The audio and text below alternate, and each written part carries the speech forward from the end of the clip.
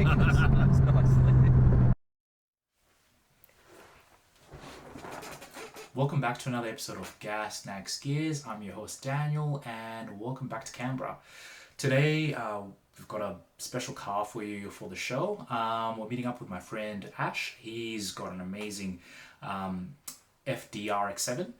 I've always been a big fan of his car. I've kind of like just been following in the background in terms of like the build in itself, but hopefully a few of you might know who he is. I'll leave a link in the description below to his Instagram page, but enough of me. Let's get on with the video. All right.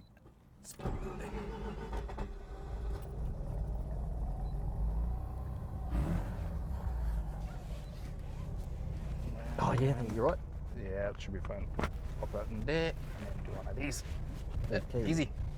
All right. I'll let you just get set up then as best you can. Yeah, I think we should be all good to go. I'm just going to make sure this doesn't come on. Yeah. If it does, just do one of these ones. Get one of those copyright strikes and then. Oh, it'll just interfere with everything. We're going back and around. Yeah, it's all good. Cause the one thing I hate about this car. Gen X7. No, the paranoia of driving it. That's the problem of having nice cars. Oh, I'm even the same with the Yaris because it's new. Yeah, fair enough. But I mean, it's one of those things where, you know, you sign the dotted line to buy this stuff, so it's like I had to buy it online. It was the weirdest purchase ever. It's just like put your email address in, pick a colour, where you want to pick the car up from, and pay us the money. Oh, really? You had to pay $1,000 deposit, so I just paid it. Okay, just pay the rest when you come in. That's it.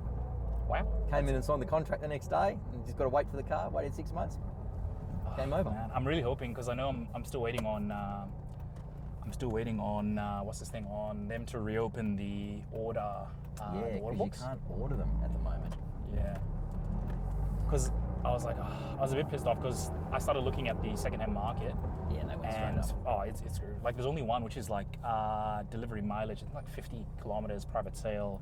Guy's asking about 49 grand for it, and that's the cheapest that I could find. And then everything else now, not even the Rally E, just the regular GR, and in the 50s, 55 for a few. I saw one for 55 which had like 3,000 Ks on it. I'm like, bloody hell.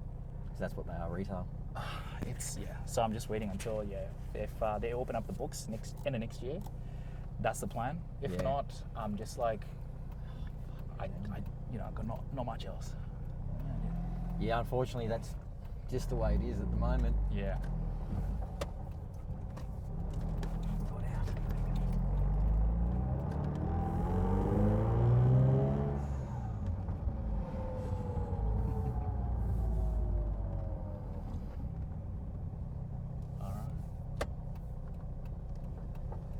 I must say, for rotary, it actually runs pretty good, man. Like in terms of like smoothness. Yeah, it's built that way.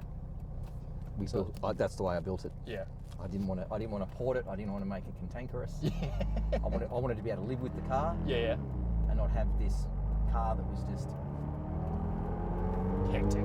Yeah, just too hard to live with. And then I guess the other thing about that is then it becomes unreliable. You know, you've got issues with reliability. So Yeah. you know, the car always stays cool. Obviously, it's through a lot of. It wasn't through a lot of testing. It was just talking to the right person. Okay. And you know, it's now got over 400 horsepower, and it'll do it all day, every day. That's really good. In terms of like, I guess when you were building it out, so initially when you bought it, it was, I'm assuming, bulkish stock. Yeah. So what did you do in terms of wheels? So the car was, well, it's a Type R Bathurst style, and the car was stock when I bought it. It had a catback on it, and a Power FC. Yeah. ECU, and I've still got it, that Power FC, because that's held on pretty well in that situation. Yeah. Well, it's a beast for my application. The ECU's a beast. Oh, fair enough. You know, there's better applications if you're chasing, you know, more power out there, or you're trying to go flex fuel and those sorts of things. But you know, the ECU's a beast. It runs the car perfectly. Yeah. Yeah, and it just started from there. So I always had plans in terms of what I wanted to do. Well, I had some general ideas about what I wanted to do. Oh, okay. So I just wanted to make the car more reliable, extract a little bit more power out of it, but make sure the car ran well. So when I got it, the second turbo wasn't working because the turbo system was falling over. Oh, okay. So I got that fixed up, and then I put in... Oh, go over to GTR, just do one of these. Oh, really? Didn't even see you. Sorry, it's just the JDM boys out today. Yeah. And then, I just put an intercooler in it, the airbox, which is, still in there now. Did some styling mods, so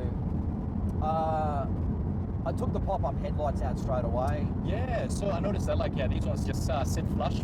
Was it sort of more of it's a pain to make sure that that, or you're just nah, just like it? I saw them.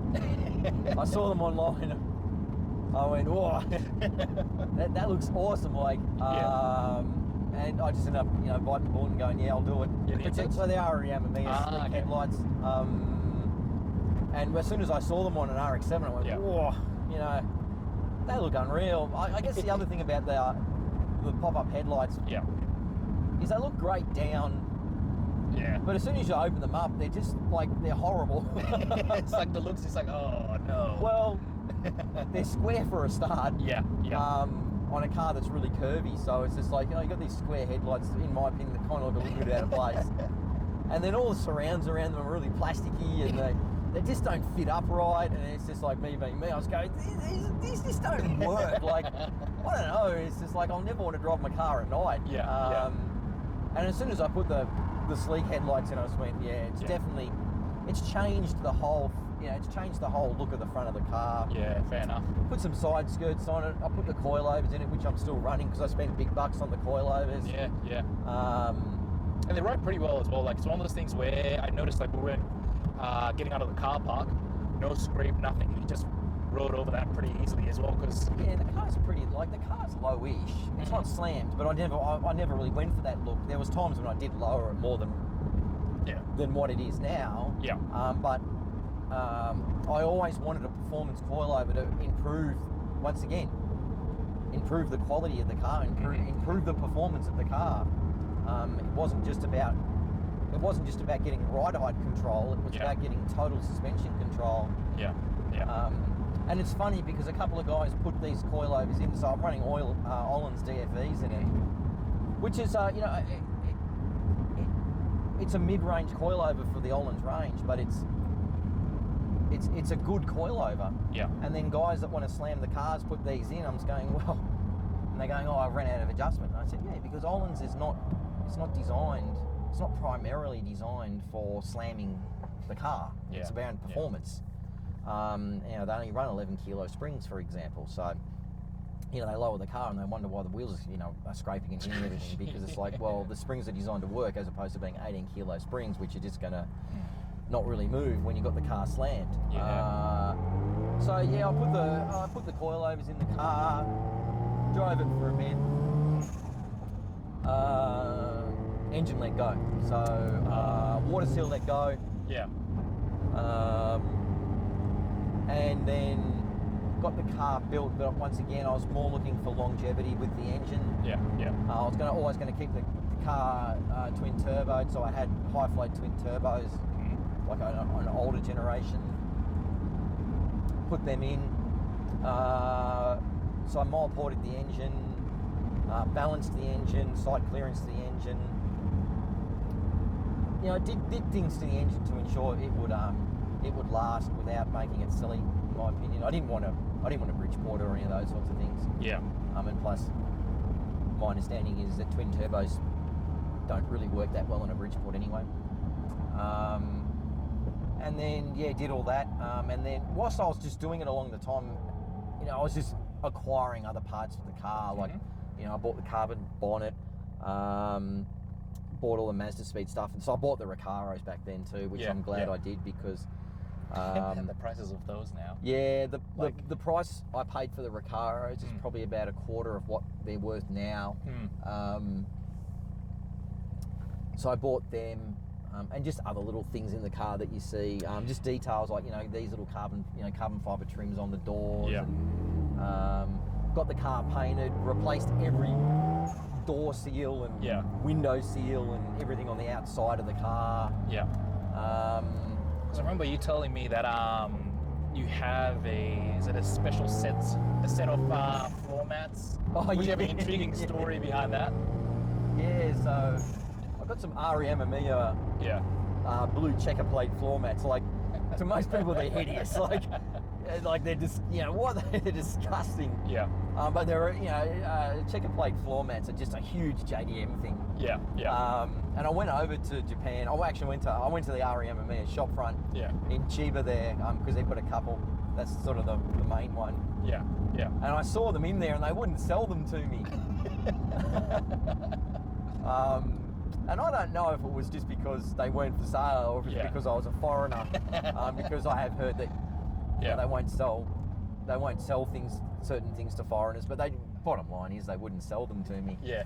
And then they popped up on a guy that I know in Japan who acquired them from Auto Salon. Yeah. Because he knows Amamiya-san and sort of was at the REM Amiya stand, and they popped up on his website and he said, I got these, and I just went, this was about 6 months after, and I said, God damn, I'm going to buy them. It's like, I need those. I didn't really, I've never used them because for me, they're just like such a cool part. You never see them, you'll never see. I run feed floor mats at the moment because I'm big on Japanese parts and those niche sort of things. I've got heaps of stuff in the car that people probably wouldn't even know. Like that's up here, I've got the pass to RX7's day in Fuji. So that was the pass I had for the day. Oh, okay. You can see the date on there, 7/7/2019. Yeah. Just stuff like that that sort of makes the car a little bit more personable. Yeah. And there's lots of other little things on the car that are just sort of unique and hard to get in a lot of ways. That you've got to pay money for that most normal people wouldn't pay. Yeah. So, the floor mats cost me like $800. I'll probably never use them. I don't want to get any dirt on them. Yeah. But it's one of those parts where, it's a part with a story, but it's got like that, that sentimental value to you as well. A little bit, yeah. It was more just the fact that I was able to say, you wouldn't sell them to me, but I got them anyway. You should have gone back to the shop and be like, hey, guess what I got? Yeah. So, and there's lots of other little bits and pieces on the car too that are kind of things that are hard to get, that people, unless you're really, really committed, you're probably not going to be out, you're not going to get them. Or, you're going to want to be prepared to spend the money to get those sorts of parts. So, after I built the engine, a year later I decided, I wanted to paint the car because the paint was getting a little bit tired. Yeah. Because I was really against painting the car because I thought, painted cars, people always have this thing about cars being painted, being smashed. But that wasn't the reason. It's just like, as the level of the car and the quality of the car started to lift, the paint was letting it down. Fair enough. So, basically, I stripped the car myself. Yeah. And it was painted in A3D, which is the factory colour. Oh, okay. Just to freshen it up, didn't change anything. And all the door jambs were painted, all behind the headlights were painted, all basically it was done as it should have been. I didn't paint the engine bay because Japanese cars paint engine bays. It's not. I wasn't going for a full show car spec. I drive the car. Yeah, fair enough. And I work on the car, so I didn't want to be sort of like, I've got to, if I drop a tool or something, or So the engine bay wasn't, but the rest, basically everything around the car was done. And then did all the all the window seals and door seals and rubbers and replaced all those new. Yeah. And I ran it like that for quite a few years. Car ran well, and then decided to sort of change the look a bit. So I had Meisters on the car for a while, which were a bit more of a stancy sort of, static look. Yeah. So I've changed them up to the Advans because I wanted to go something that was a little bit more performance based because they're a lot lighter. Yeah. And then what else did I change? Oh, that's when I started going with GT wing, putting different bits of aero on the car. When's the wide body kit coming? I don't think I will. Yeah. If I went wide body, it'd be really like I know the kit I would go. Yeah. And it'd be pretty extreme. Yeah. If I did it, and the car would lose a level of streetability in terms of, in my opinion. Yeah, very true. Just with regards to attention from the wrong sort of attention. Yeah. Like even now, I get I'm driving it around with a 1.8 meter GT wing on the back that's at the roof line. It's not exactly the sort of car that if I pull up next to a cop car, I'm just like, yeah, I'm totally at ease here, sort of thing. But we're lucky where we live in that respect because most of the cops around here are pretty chilled and they're pretty good with it. But if I went full wide body with it and made the car into something that you'd see pretty much on the track, which I don't drive on the track. Yeah. It'd be sort of hard to kind of justify a lot of the. It'd be sort of a bit more of a trophy. Look, I've taken the car on the track, and literally I was probably the slowest person. I was putting the car around, and so it looked the fastest, but it was the driver behind the wheel was driving it the slowest because no excuses. Like I wasn't really, I'm not on the greatest tyres. Like I'm on decent tyres, but they have the limitations on the track. But it was more, I was just driving the car within reason, right? Within reason. I don't want to punt the car or smash the car. So I was just out there having a bit of fun. But when you got guys, okay, fair enough. It was John Boston that was driving the car in a 1.3 litre Suzuki Swift, and basically giving me the worst time around the track behind me. I'm just letting him pass. Like I don't care. Like, so maybe what you're saying is that look, the next cult car to go up in value is going to be a Suzuki Swift. Make sure you maybe. I just built. So it's just like I love the car to bits. People sort of say to me, "Oh, are you ever going to sell it?" Yeah, there'll be a time when I come to sell it. Yeah. But I think it's like one of the things where a lot of the times just enjoy it for what it is. Enjoy it for now. Who knows? Maybe it might be a thing where, as much as you might say you want to sell it, or you might even think about selling it, it's like, man, no, it puts too many smiles. It does. Like I think if I get in the car and the car bores me, and I don't get that feeling from the car. Then I'll question it. I guess the other thing too, it's about being in the scene. Yeah, true. Like you can be in the scene without a car, but this I think this car is an identity.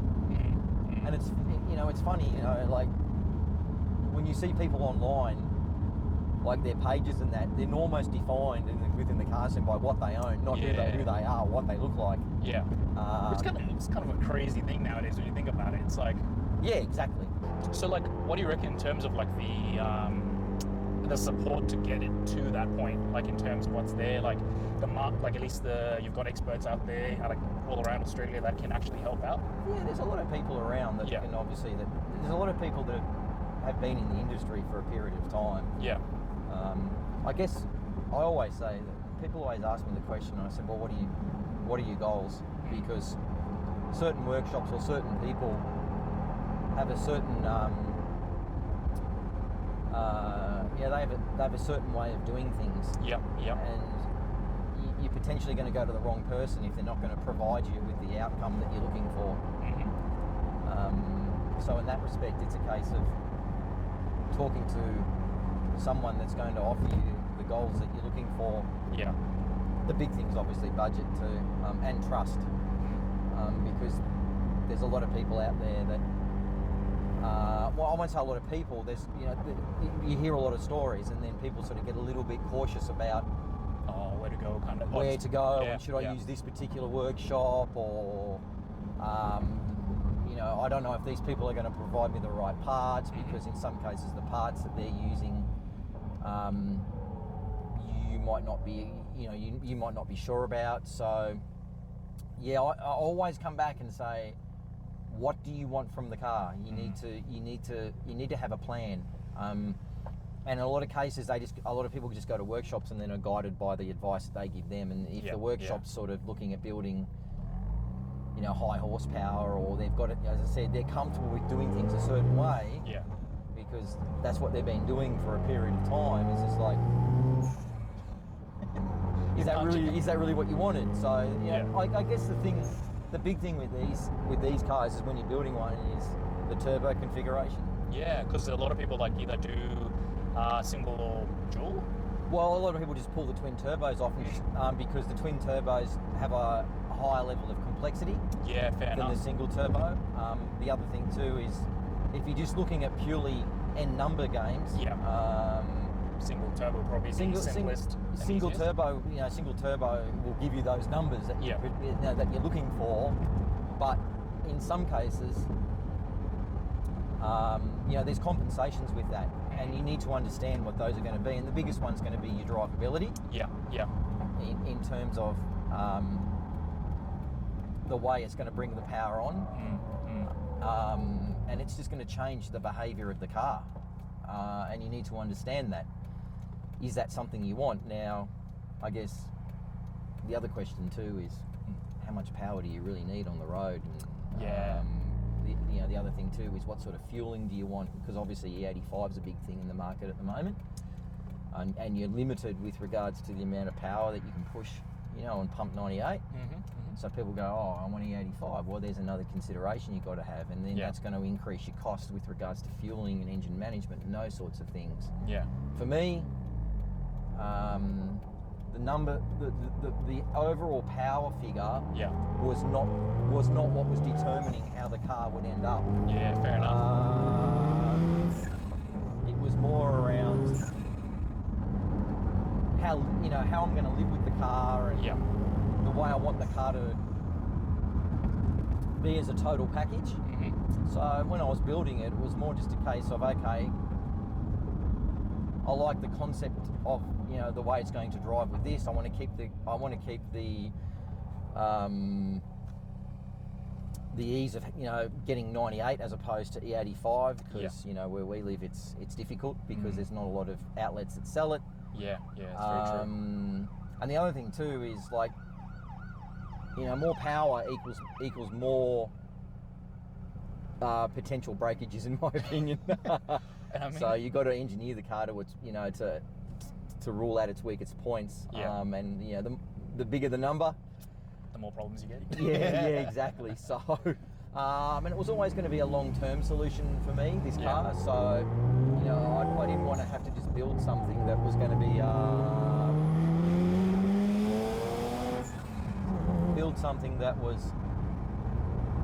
I was just going to be looking over my shoulder all the time going, is this going to break? Or and then every single sound that you hear, you're like questioning, is like, do I need to like look further into this, or is this like normal running in itself? I guess too, it was just a matter of talking to people with singles as well. A lot of people with singles are saying, I've now busted this, or it's overheating, or because when you're moving away from the original design of the vehicle that Mazda, had on the drawing board, there's going to be a level of unknowns. That's true. That's very true. And it's just like, okay, well, how much risk do I want to take with the car?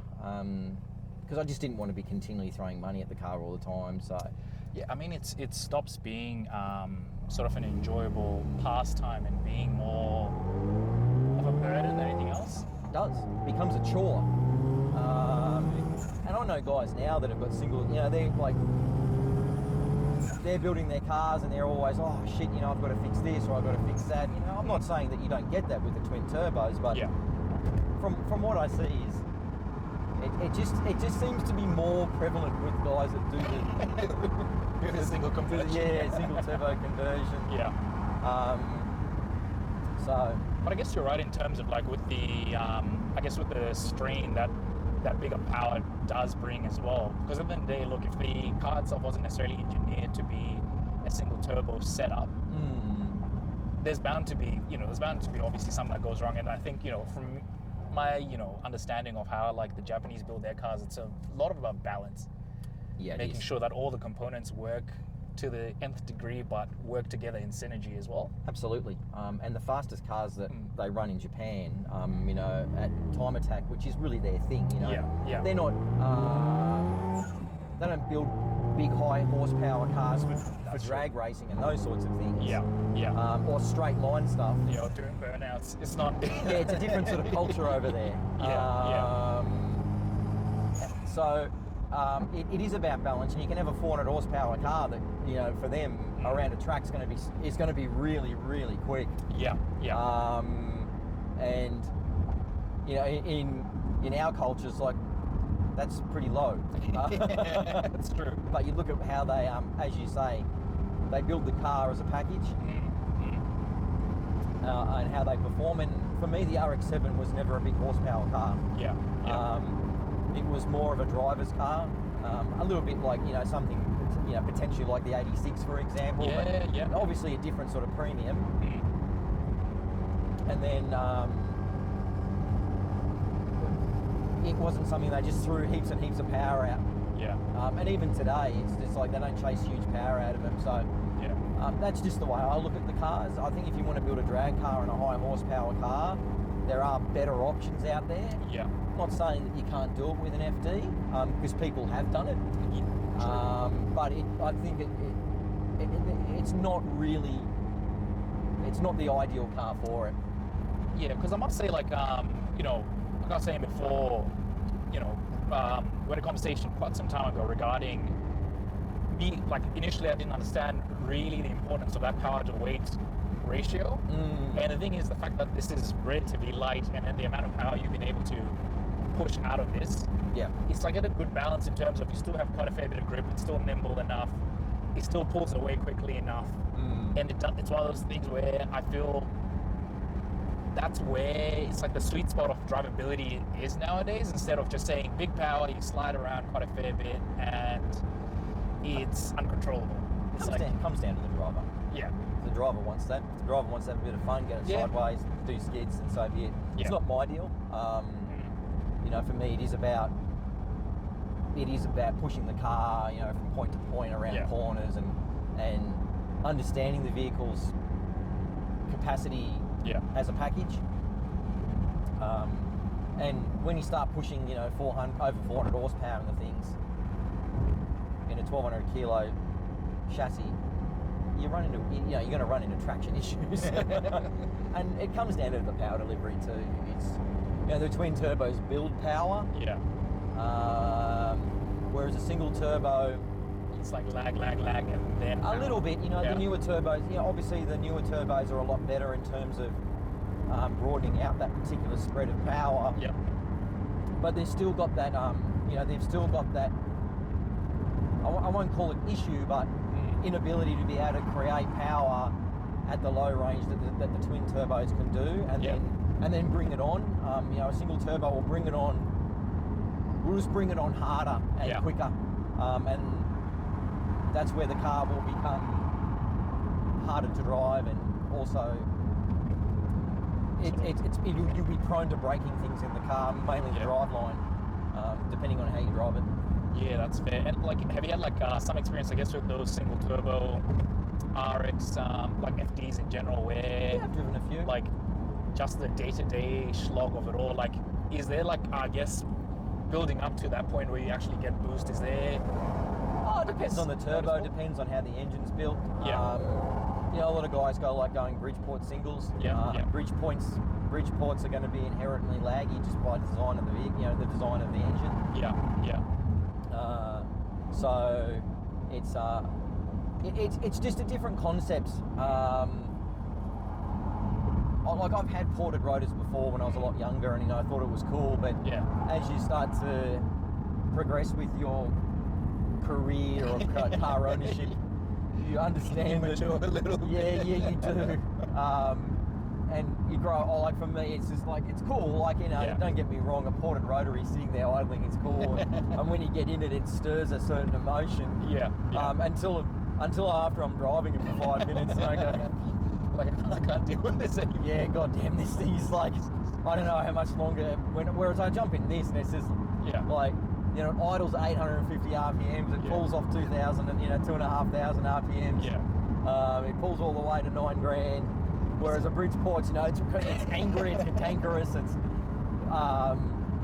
you gotta learn how to drive it a bit more, and I'm just like, I can't be bothered dealing with this. Because I must say, even like right now on the driving itself, like this is a 100 zone, and it's still like, look, it is obviously more of like that intense sports car because you know what it is, but at the same time, it's still comfortable enough. You don't feel like as if you're gonna get a bit of strain as time goes on long distance trips. You can live with it. You can live with it. Oh, you can live with it longer than a highly tuned one or a highly strung one in that respect. Yeah. And like, so in terms of from an ownership perspective, how do you come across this car in general? Like, I guess not necessarily importation process, but when you started looking, like, did you look at other competitors, I guess, in the market in itself, or were you always like, yep, this is what I want, this is what I'm going to work towards? See, there was a couple I was looking at the time. Yeah.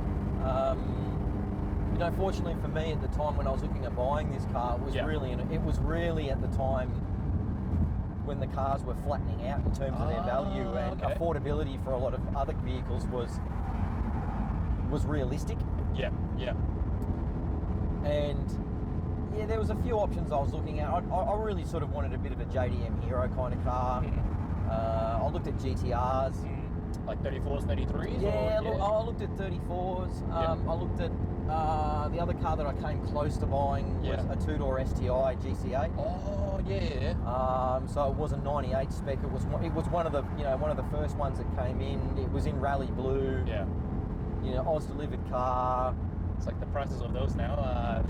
Well, it had 24,000 Ks on it or something. Okay. In 2011. So the car was just, it was like new.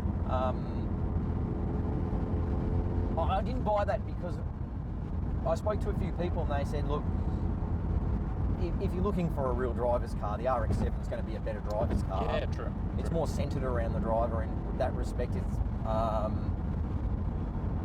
And I just couldn't get over the interiors of the GC8. They were just like so budget and so horrible.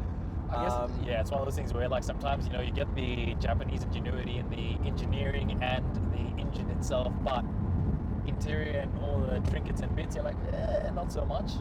Well, it's just the whole car as a complete package. And let's face it, when you look at an FD and you look at a GC8, there's really no comparison, is there? 100% true. So, that kind of ruled out that issue. I did look at a 34 and, in hindsight, V-Spec 2 Midnight Purple. Yeah. For $60,000. You think to yourself, why didn't I just get one? Whenever I tell people that story, they go, what were you thinking? And I said, well, $60,000 was at the upper end of getting a car like that, and you were thinking, okay, if it's $60,000 now, what's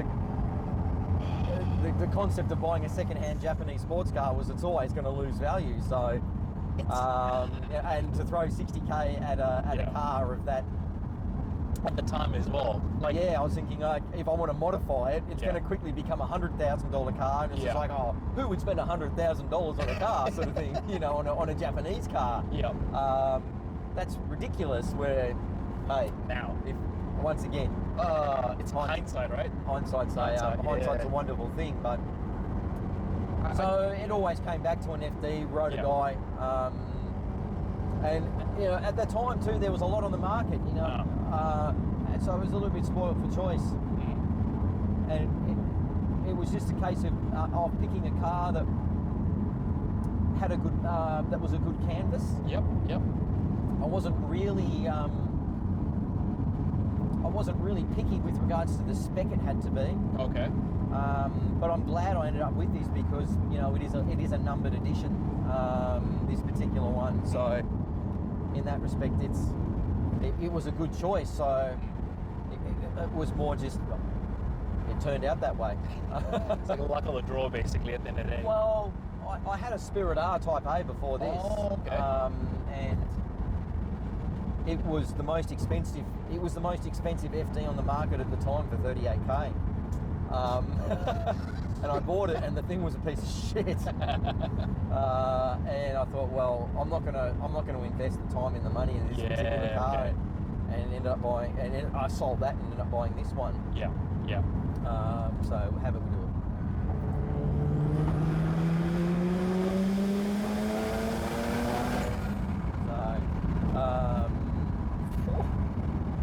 I must say, this thing, it holds. Yeah, When it's on the power, it's not like I was expecting a bit of a wiggle or something, but it just holds and goes. Yeah, it's Which is nice. what I think you want. Yeah, it's just a nicely set up car. Yeah, yeah. And that was always the goal with it. So yeah, in terms of getting, I just bought it, and then it was a case of I had a concept of at the time of what I wanted with the car. I just wanted to build on the car in terms of making it just bolt on mods and making it better. I wasn't chasing huge power, as I said before, and just really making the quality of the car stand out. And it was initially, I purely just wanted it to be street sort of based. So yeah, nothing too extreme. And then as the car evolved over time and I got bored with certain concepts, You were like, oh, let's add this. yeah, let's add this, or and as you sort of see different ideas on the market, and it depends on your influence too. Luckily enough, I was lucky enough to go to Japan and experience a couple of car shows, RX7 car shows, and see how they do things over there. So Because I must say over there, like they do things quite relatively extreme. Because I remember you showing me a photo of like a wide body FD, and I was just like, how the heck does that fit on their roads at all? Once again, it's a little bit different to over here, or the American scene, or the US scene. It's big aero over there, more about car balance. That's their influence. Obviously, they've got a drifting influence over there as well, but you don't really sort of see that come back to a lot of the cars that are on the road that the people buy and drive around. Well, I didn't see it anyway when I was over there. It's really about GT wings and Just everything hilarious. Carbon fiber. But I must say that's the thing I do appreciate about, like, let's say the Japanese car market or the Japanese car scene, is that anything and everything is accepted, and they all do their things like similar, like in their own style, and I guess their cars are like extensions of themselves, but they just go all out if they want to at times. It's an interesting thing, because for a race of people that are quite introverted and very sort of, they're very shy, their cars don't represent that. I remember like watching some documentary. These guys would put like lights, like basically it was like Fast and Furious 1, but with Lamborghinis and all this stuff and Ferraris, and I was like, no one else does that anywhere else, and I feel like a lot of the times they'll be afraid to be judged by other people, but over there they're like, it's just part of it. It's just their normality. It's their reality. It's definitely on my list of places to go. In terms of what's there. So when people sort of see this car, with, GT wing and a bit of aero on it, and it's like it's very foreign. Because it's not something that our scene is familiar with. Especially, I must say, like the scene, especially in Canberra, weirdly enough, we've got quite a fair bit of JDM love here.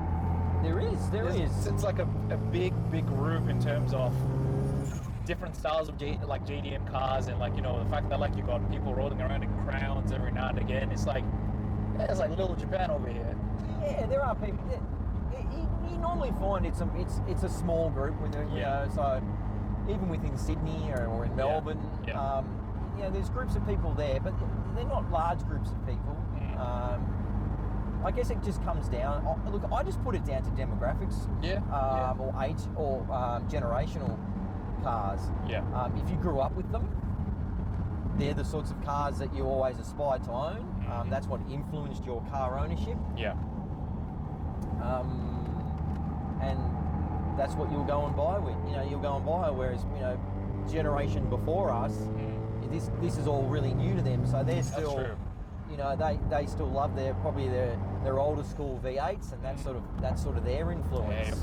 Your Falcons and your Commodores and all that, and like I guess back then, bigger displacement was the go-to. You know, it was the whole mindset of like, Yeah. it was acceptable to just have a big car because you had a family, you wanted to lug stuff around. You had the all-in-one car being that, but that's it. It's just different times Yeah. with regards to, you know, fuel prices and laws Yeah, and yeah. technologies and those sorts of things were, you know, it was just different. Yeah. But I must say, I'm glad, like, you know, you've kept that sort of idea of, like, you know, the JDM spirit alive in that aspect in terms of this car in general, because I feel like a lot of people would have gone, again, you know, would have gone with anything else, something a bit more comfortable, something a bit more subdued, and like this, which is a little bit, you know, it's a bit special. It is. I think it is. You know, a lot of people, like when these cars were being made, and at the time in the 90s, they were always considered to be just like throwaway sports cars, Yeah. you know, jack crap, you know, you sort of hear terminology like that. But now there's becoming a real appreciation for what, I just think that Japan was ahead of its time. Yeah. When they were bringing the cars out. There was nothing else on the market that, for the affordability, could match them. That's true. And the tunability of the cars now is something that's really becoming evident with regards to that particular generation of cars. Yeah. There's definitely an appreciation for them, and it's obviously being demonstrated in, you know, the value of the vehicles, because that's only being driven by the fact that, you know, the demand is there. That's true. On the vehicles. And I mean, like, obviously now, like, the demand has gone to the point where, you know, people are asking $1 million plus or $500,000 plus for lowish mileage JDM cars, and you're looking back, you're like, 60 grand didn't sound that bad then. But oh yeah, absolutely. At the same time, I think it's one of those things where I don't know if it's a bubble yet, because, you know, clearly there's still people willing to, pay that price, I guess. I think the big factor is that the Japanese market fell in a huge hole in the GFC. Yeah, yeah. So 2005, 2006, their car industry, and they'd stopped making them anyway in 2002, but their car industry really suffered from the GFC. Yeah. And they weren't making any performance vehicles. Other than like Subaru kept the Impreza going, and obviously Mitsubishi kept the Lancer going. Yeah. But other than it took them. I think it took them 5 or 6 years to build the 86. Yeah, that was the first car, and it was a joint venture with. We all know the story. Yeah. Yeah. And hey, it wasn't exactly something to replace the Supra or the RX7, was it? But it was a start in the right direction, I reckon. It was. Yeah. So the market was kind of starved. I think that the bubble will only be defined by how much comes out in the near future with regards to the Japanese market, because are you going to pay 150 grand for an old Supra, or are you going to pay 100 grand for a new one? Yeah, that's true. And this is where you're going to really want to love an old Supra to be able to pay that sort of money. Same with the GDR scene. Yeah.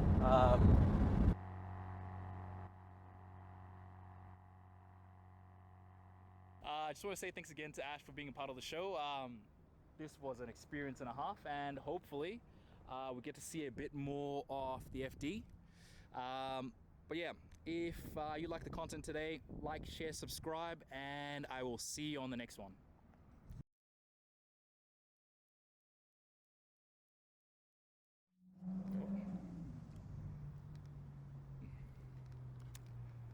Thanks again, Ash, for being a part of the show. And there's a fly right in my mouth. That's gonna make into the bloopers, I reckon.